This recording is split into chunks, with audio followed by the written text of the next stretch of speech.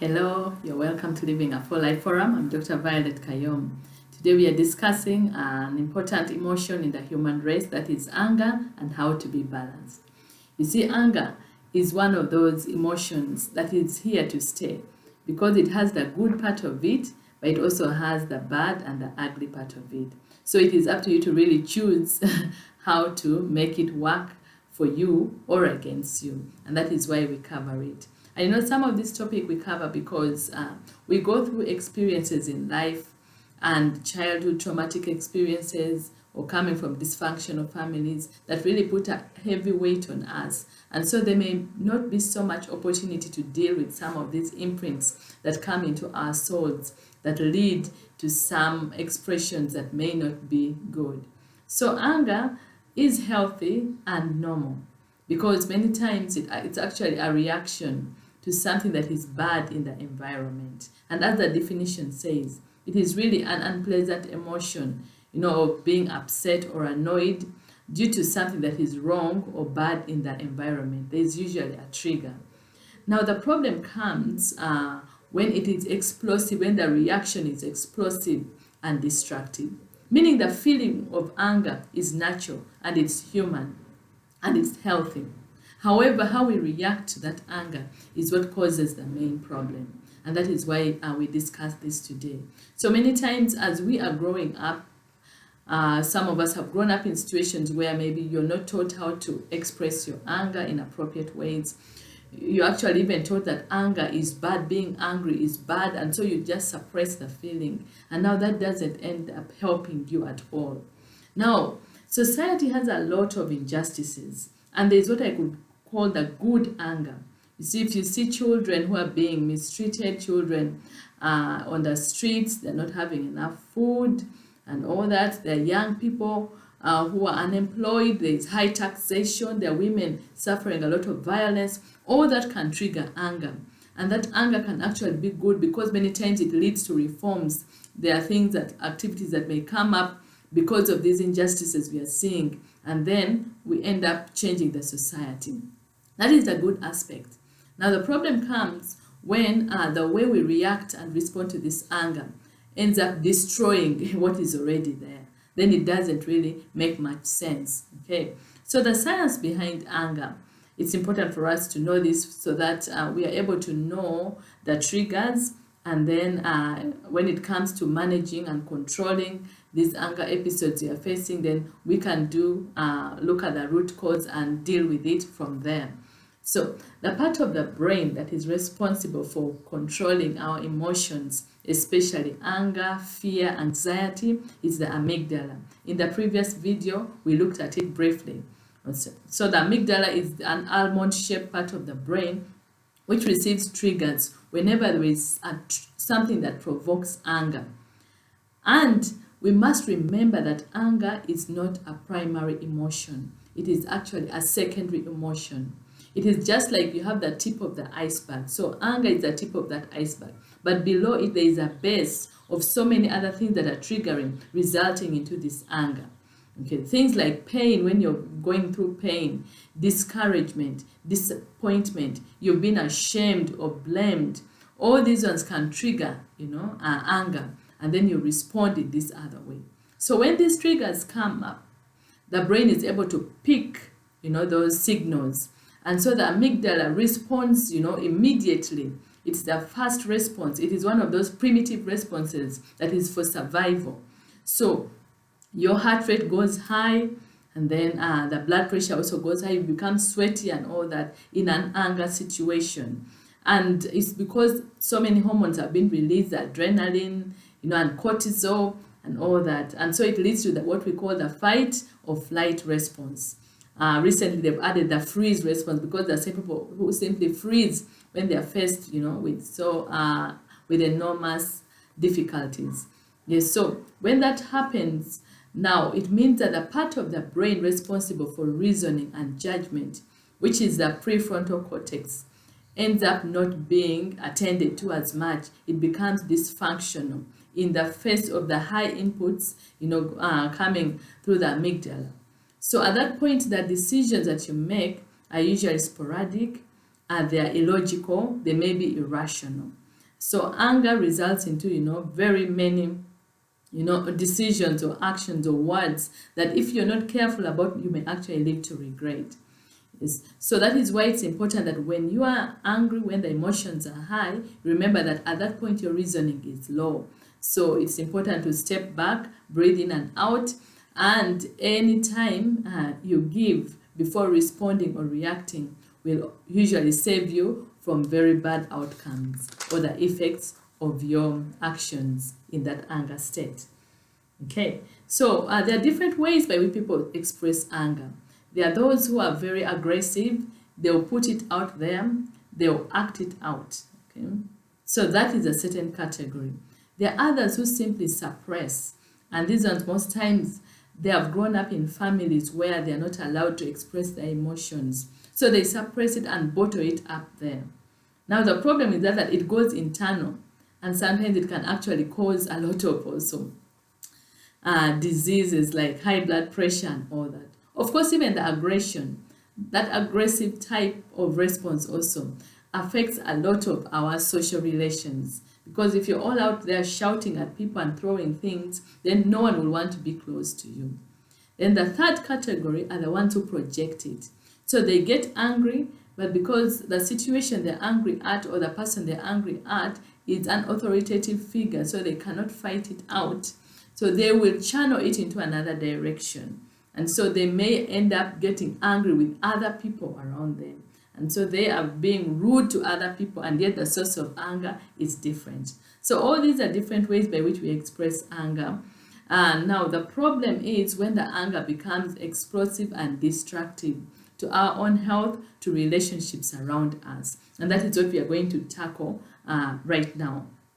So we are going to look at the underlying causes of explosive anger reactions. And the reason we talk some of these things is, like I said before, sometimes the situations we go through while growing up are very traumatic, and we are not given space to air out our anger, and so we bottle it up. And so these become like wounds in our souls. So anything that looks like that trigger that occurred at the beginning, at the onset of the traumatic experience, just makes you explode, so much, which is very destructive to us. So some of the underlying causes of explosive reactions of anger, whether the aggressive type, whether the suppression, which ends up being bottled up and then maybe being projected in another way.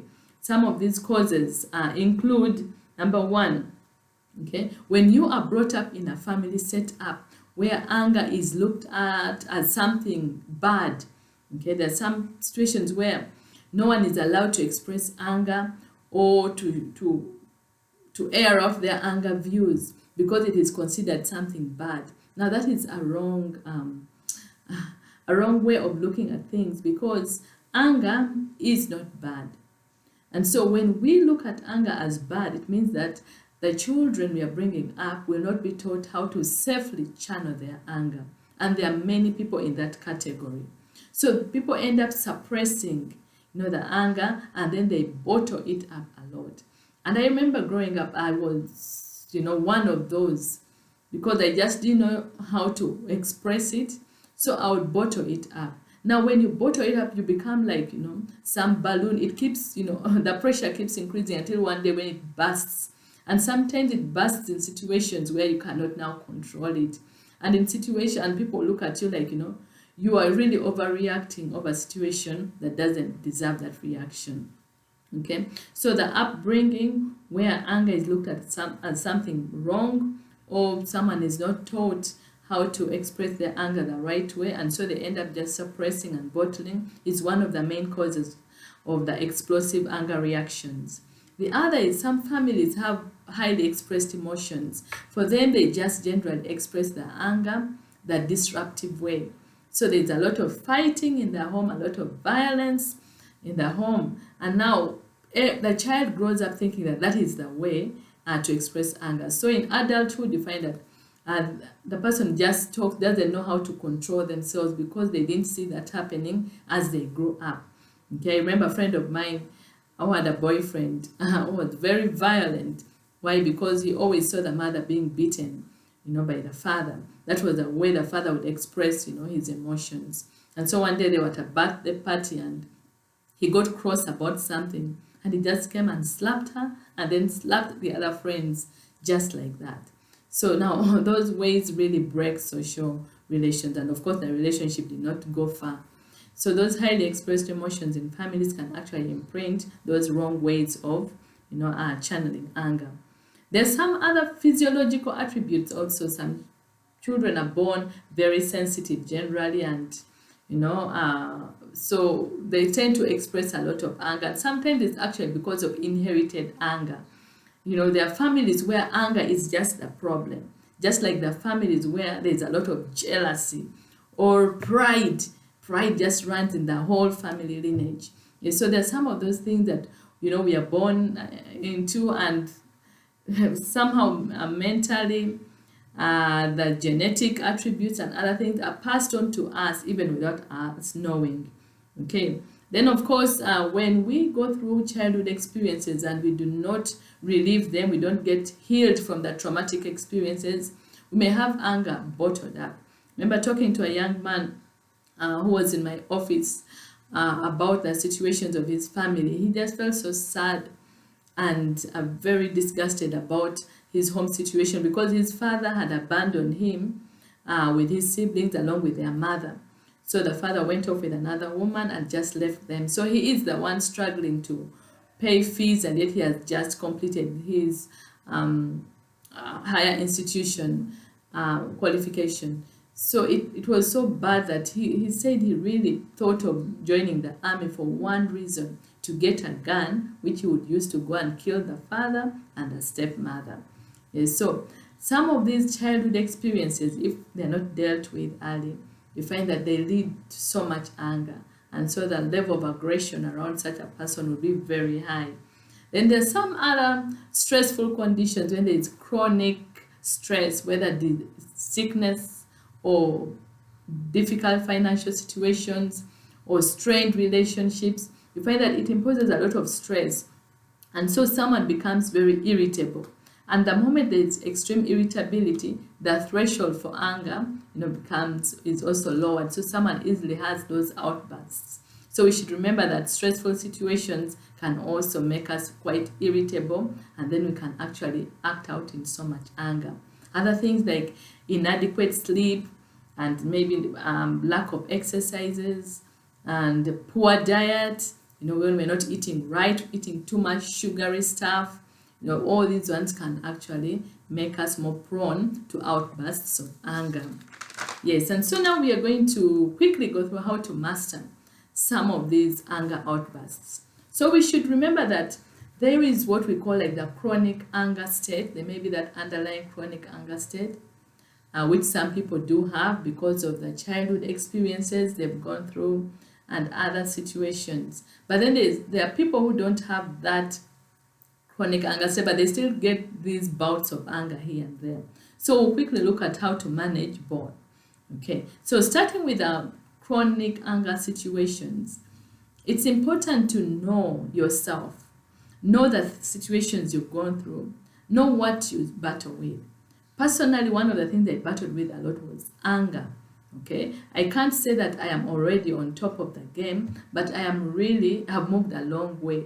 I'm still work in progress, but at least I have some lessons that I can share out because I've moved quite a significant distance. So when you have memories that are traumatic of what you went through or injustices that you suffered, or where you're not allowed to air out your views and you are taken for granted and all that, when all that is bottled up in you, then you know that anything that looks like that in your current situation, any person who seems to want to impose those stressful triggers that you went through before will trigger that anger. Okay, so going through a healing process is important. Remembering some of these painful experiences and reliving them by writing down these experiences that you went through, and just allowing yourself to relive them and cry it out and feel the pain again, and then receiving the healing and letting go is very important in healing those wounds. Because as long as they are soul wounds, Anything else will simply make the wounds worse, and so that your reaction may be very bad. So healing from traumatic childhood experiences is very important, and this is where you may need therapy, you may need help. We are available at Living a Full Life Forum. There are many other therapists also available out there. So don't walk the journey alone. You may have a counselor, you may have someone to walk this journey with you so you can heal out of those wounds, because they're really a prison state that you don't want to keep in. Okay, so that is the first thing. Okay, then the second is you always need to know what triggers you, what triggers the anger. There are some people who are generally annoying, and there are some topics which irritate you a lot. So it's important that you know those areas, know the circumstances that trigger you, know the times when you easily get angry. Many people at the end of the day, you find that they are irritable. Why? Because they are tired. Okay, so you want to mark out those, those times and those situations, so that at that point in your mind you put your guards high. Okay, for instance, I realized that whenever I would come back home after a bad day, I would quickly start looking at what has gone wrong. And there's areas where you'll find things that have obviously gone wrong, because there's no one who is perfect. Okay, no one who remains at home who is perfect. Even you yourself, I myself, I am not perfect. Yes, so I realized that instead of focusing on those areas which would trigger my emotions, which would make me angry, I would rather arrive home and first sit. Even when I'm seeing wrong things around, I first keep my mouth shut about those things and breathe in and out and take some time to relax before I can tackle those issues. So if the children's bedroom is a big issue for you, they don't make their beds and they're always, when you're irritable, then you don't want to go in those places first. You want to go there when you are stable. Okay? So when there's a topic that angers you, you don't want to join into those topics, when you're feeling irritable. You want to join there when you are stable, or you can even keep off, those topics altogether. Okay? So it's important to map out the things that trigger you and then respond appropriately. The third thing is, and this can work for both, the chronic anger state or these just acute episodes. It's important to always take time to think before you respond when there's a provoking situation. That may be easy said than done, but with practice you find it's easier. Of course, it's difficult when you're in a situation where you're driving and someone cuts in front of you and you almost hit, at them. So that anger will flare up. But even then, it's important that we think or take the deep breath, breathe in and out, or count 1, 2, 3, 4, 5 before you respond. Anytime you delay before responding gives time for the part of the brain that is responsible for reasoning and judgment to take the upper hand. Because at the point when you get angry, when the emotions are rising up, the amygdala is up here. So whatever response you have is a survival response, it's a primitive response, which may not be illogical. So anytime you spend out before responding gives time for the prefrontal cortex to take the upper hand, so that there is some reasoning and judgment before you can respond. And so that is why taking in the deep breath in and out while counting, may actually give you time to think through the situation before responding. Okay? Yes, so that has helped me a lot. I used to be one of those very sporadic responders, Just anything that comes, you want to hit at it. But many times it may not actually help. Okay. And then the fourth thing is, just like we say that anger is not a primary emotion, it's actually secondary. It rides on something else. So when someone does something, offends you, it's because you're either discouraged or disappointed that you feel angry. Or you may feel blamed or shamed, and that is why you feel angry. Or you may be fearful, then you feel angry. So it's important to analyze those primary emotions and find out where they're coming from, okay, so that it can help you tackle this anger issue. Okay, so if you are feeling very, for instance, let me give an example of something that happened just recently. I had been warning a family member about a possible disaster that would come, in one of the children, because I could see that, something wasn't right. And I kept giving the warning, but I kept being blamed, okay, that I was overreacting, over responding, and all that. And so whatever I warned about actually happened. And so I was angry. I was angry because now it was an emergency situation, which we could have prevented. So at that point, when I was bringing out, I was trying to practice trying to keep my voice as calm as possible, but to air out my views anyway. And in amidst all that anger, I realized that actually my primary issue was disappointment. I was so disappointed in this person, but I was also now fearful because this was an emergency situation. And so after uttering all that, whatever I had to say, and I drew back, I still felt angry. And so I had to tackle the primary emotion, that I was feeling disappointed and I was feeling fearful. And so when I spent more time into trying to forgive and release this person, and then trying to look for ways of how to now manage the situation, then somehow I felt the anger also cooling. So there's usually something below that iceberg of anger that when you look at, it may actually help you to resolve that anger issue. Okay. So yes, we've talked about those 4. Yes, so don't act when the emotions are high. And it's important to look back always and see the times you've acted in anger, whether it has actually solved some of the problems. Has it solved many of your problems? Has anger been the solution? So you find that many times anger actually escalates, the problem. And many times we have to see the battles we can fight and those we cannot. Because sometimes the people we are angry at are either authoritative figures, or there are people who are, so puffed up with pride and they cannot be corrected.